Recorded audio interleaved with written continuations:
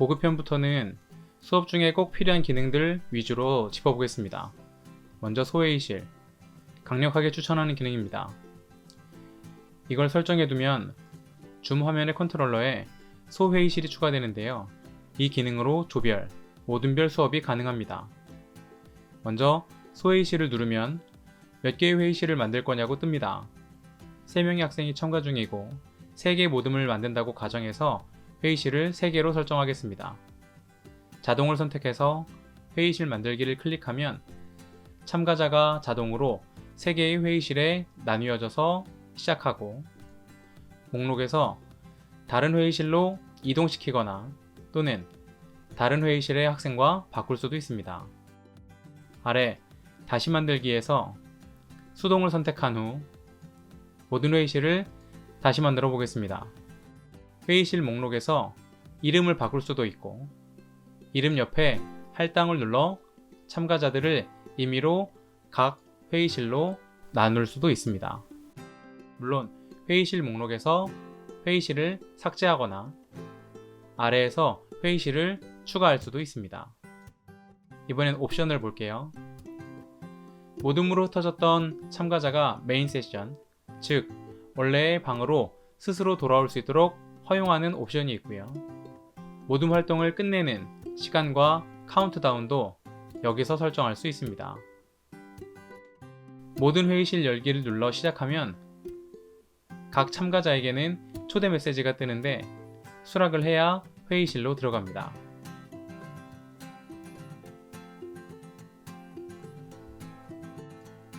이번엔 소회의실로 들어간 학생의 줌 컨트롤러에 추가된 메뉴가 보입니다. 도움 요청인데 이걸 누르면 선생님을 자기가 속한 소회의실로 초대할 수도 있고 선생님은 참가를 눌러 도움을 요청한 소회의실에 들어가서 학생들의 모둠 활동에 도움을 줄 수 있습니다. 모둠 활동이 진행될 때 메시지를 전체에게 브로드캐스트 라는 옵션이 보이는데요. 이걸 누르면 각 모둠으로 흩어진 학생들의 화면 위에 메시지를 띄울 수 있습니다.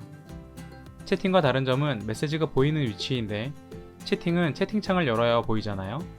브로드캐스트는 말 그대로 화면 위에 떠서 대화 중인 학생들에게 실시간으로 보여줄 수 있습니다. 홈페이지로 돌아와서 아래를 체크하면 수업에 입장하자마자 소회의실로 나누어 들어가게 할 수도 있습니다. 사용 방법을 설명하기 위해 회의 예약으로 다시 갈게요. 맨 아래의 회의 옵션에 소회의실 미리 할당이라는 옵션이 보이죠? 이걸 클릭했더니 새로운 옵션이 보입니다. 회의실 생성을 누르고 플러스를 누르면 소회의실이 만들어집니다. 여기에 계정 주소를 입력해서 학생들을 추가할 수도 있지만 혹시 참가자 명단이 있다면 아래 CSV에서 가져오기를 눌러 엑셀 파일로 추가할 수도 있습니다. 원격 지원은 선생님이 학생의 화면을 제어할 수 있는 기능인데 소회의실과 함께 사용할 수 없어서 둘 중 하나를 선택해야 사용 가능합니다. 원격 지원을 체크하고 수업을 시작하면 소회의실 메뉴가 있던 자리에 지원이라는 메뉴가 보입니다. 3가지 기능이 보이는데요. 제일 먼저 데스크탑 제어 요청. 데스크탑 제어는 공유화면 기능에서 화면을 공유하는 것처럼 상대방의 화면을 그대로 공유할 수 있어서 추천하지 않습니다만 우선 보여드릴게요. 데스크탑 제어 요청을 누르면 내 화면 상단에 이런 메시지가 뜨고 상대방이 권한을 허용해야 다음과 같은 메시지가 보이면서 제어가 가능합니다. 제어 중에도 상대방이 마우스를 클릭하면 상대방도 선생님도 모두 움직일 수 있습니다. 그리고 화면 공유처럼 화면 상단의 옵션 보기에서 원격 제어 넘기기를 누르면 원격 제어 권한은 넘어가지만 화면 공유는 계속됩니다. 혹시 선생님에게 다시 원격 제어 권한을 넘기고 싶을 때는 홈페이지의 설정을 바꿔줘야 하는데 앞서 설명드렸던 원격 제어를 허용해 두어야 이런 메뉴가 보이면서 권한을 요청할 수 있습니다.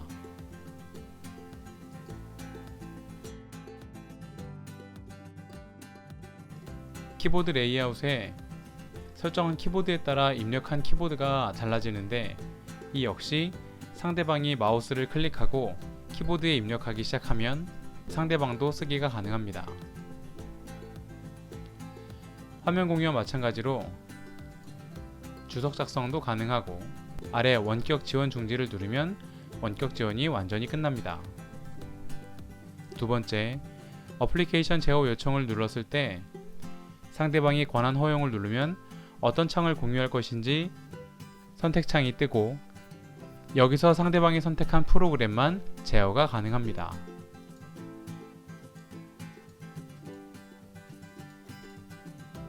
컴퓨터 다시 시작 요청은 말 그대로 재부팅을 요청하는 기능입니다.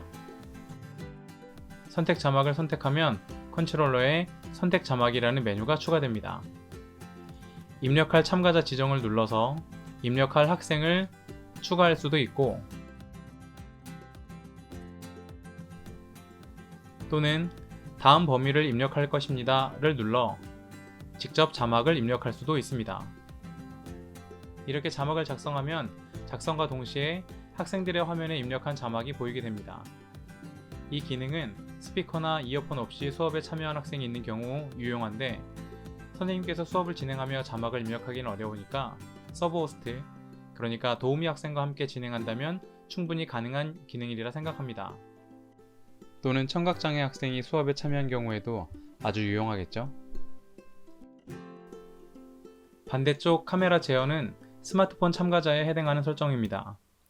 체크를 하면 제어하고 싶은 참가자의 화면 우측 상단에 점 3개를 눌렀을 때 카메라 제어 요청이 보입니다. 상대가 수락할 경우 사용 중인 전면 또는 후면 카메라를 바꿀 수 있는데 사생활 보호 문제로 해제하기를 추천합니다. 가상 배경 이미지와 비디오 필터는 클라이언트 설정 화면에서 다시 설명하도록 하겠습니다. 아래로 좀 내려가서 브라우저에서 참가 링크를 표시는 줌 클라이언트 또는 앱을 설치하지 않아도 크롬과 같은 웹 브라우저에서 바로 참가할 수 있는 옵션입니다. 원래는 줌 미팅 클라이언트를 열겠냐는 메시지가 뜨는데 이 항목을 체크하면 브라우저에서 시작합니다 라는 메시지가 보이면서 프로그램을 설치하지 않고 참가할 수는 있지만 기능이 제한되므로 추천하지는 않습니다. 나머지는 중요치 않은 기능이라 그냥 넘어갈게요. 이번엔 기록으로 넘어가겠습니다. 로컬 기록을 설정하면 선생님과 학생 모두 회의를 저장할 수 있지만 학생의 경우 이런 메시지가 보입니다. 이때 아래 옵션을 설정해 둬야 참가자 목록, 더보기에서 녹화 권한을 부여 또는 회수할 수 있습니다. 자동 기록을 누르면 따로 기록 버튼을 누르지 않고도 수업 시작 시에 자동으로 기록합니다. 기록 고지사항은 현재 수업 내용이 녹화되고 있음을 알려주는 기능인데 아래에 동의 구하기를 설정하면 참가자 화면에 이런 메시지가 뜨면서 동의하지 않을 경우 수업에서 나갈 수 있습니다. 아래에 관리자 메뉴, 이 메뉴들은 유료 사용자들만 사용 가능한 옵션들인데 참고로 유료 옵션 중에는 참가자들의 수업 출입 기록, 그러니까 출결 여부를 확인해 주는 기능도 있습니다. 이 정도면 홈페이지에서 설정할 수 있는 옵션은 다 살펴봤습니다. 정말 많죠? 근데 아직 끝나지 않았습니다. 아직 클라이언트의 설정이 남았거든요. 클라이언트의 홈으로 왔습니다. 상단에 회의에 들어가면 예약한 수업과 이전에 기록했던 수업들이 보입니다. 맨 오른쪽에 프로필을 클릭해서 내 현재 상태를 설정할 수도 있고 여기서 로그아웃 할 수 있습니다. 아래에 톱니바퀴를 눌러 클라이언트의 설정 화면으로 들어가겠습니다. 역시 메뉴가 엄청 많지만 홈페이지의 설정과 겹치는 항목들이 좀 있습니다. 1번부터 볼게요. 윈도우 시작 시 줌 시작은 해제합니다. 부팅이 느려질 수 있거든요. 그리고 듀얼 모니터를 사용하시는 경우 체크해 놓으면 공유 화면과 비디오 화면을 나눠서 볼 수 있어서 수업하기가 아주 편합니다. 내 연결 시간을 표시하면 줌 클라이언트 오른쪽 상단에 타임랩이 떠서 수업을 시작한 지 얼마나 지났는지 확인할 수 있습니다. 이 옵션은 예약을 했을 때 알림 기능이고, 아래는 추천하는 옵션인데 쉬는 시간에 혹시 내 컴퓨터의 화면이 꺼진 경우 비디오와 오디오의 녹화를 모두 중지하는 기능입니다. 선생님들의 사생활 보호를 위해 꼭 필요하겠죠. 아래 더 많은 설정 보기를 누르면 홈페이지 설정으로 넘어갑니다. 여기서는 비디오의 각종 옵션을 설정할 수 있습니다. 줌 설명에 따르면 혹 연결이 원활하지 않은 경우 HED 활성화를 끄라고 권장합니다. 미러링은 좌우 반전, 필터를 체크하면 블러 처리된 영상을 조절할 수도 있고, 저조도 옵션은 조명이 어두운 경우에 사용합니다. 선생님은 꼭 체크해야 할 옵션, 말할 때 내 비디오 추천을 체크해야 선생님께서 말씀하실 때 선생님의 비디오가 큰 화면으로 보입니다. 꼭 체크해 놓으세요. 이 항목을 체크하면 한 화면에 최대 49명의 참가자를 한 화면에서 볼 수 있습니다. 또 하나, 혹시 학생들이 자신의 카메라 화면을 전송할 수 없다고 할 때 다른 프로그램에서 카메라를 사용하고 있지는 않은지 확인해 보세요. 오디오에서 설명할 건 하나입니다. 학생들은 보통 음소거 상태로 수업할 때가 많은데 스페이스바를 길게 눌러 그 음소거를 일시 해제할 수도 있는데 헤드셋에 있는 동기화 버튼을 누르면 연동해서 사용이 가능합니다. 다음, 화면 공유. 대부분 줌 화면에서 설정 가능한데 아까 설명드렸던 화면 공유 중에 줌 창 표시는 홈페이지에서 먼저 설정해야 보이는 옵션입니다. 무음 처리 옵션은 설정해 두셔야 시스템 알림이 수업 중에 울리지 않습니다. 채팅에서는 중간쯤, 다음에 대한 알림 수신을 체크해두면 대화 내용에 설정한 단어가 포함된 경우 알림이 뜹니다. 혹시 대화창을 못 보고 수업을 할 때 키워드를 추가해 놓으면 편리합니다. 배경 및 필터. 재미있고 꽤 유용한 기능인데요. 가상 배경의 이미지를 선택하면 보이는 것처럼 나 외에 배경을 설정한 이미지로 보여줍니다. 수업할 때 장소가 마땅치 않을 때 사용하면 좋긴 한데 생각보다 꽤 강력합니다. 아래 비디오 아이콘이 그려진 화면을 선택하면 동영상으로도 설정이 가능하고, 플러스 표시를 눌러서 내 컴퓨터의 이미지나 비디오로 설정할 수도 있습니다. 또는 저처럼 수업에 필요한 공지사항을 이미지로 만들어 띄워놓으면 편리합니다. 비디오 필터를 누르면 스마트폰처럼 배경과 얼굴, 테두리 등의 여러 재미있는 효과들을 넣을 수 있으니까 수업 성격에 따라서 적절하게 사용해보세요. 녹색 스크린, 그러니까 크로마키가 뭔지 아시는 분은 아래를 체크해서 사용하시면 더 좋습니다. 물론 천 색깔에 따라서 색상을 선택할 수도 있어요.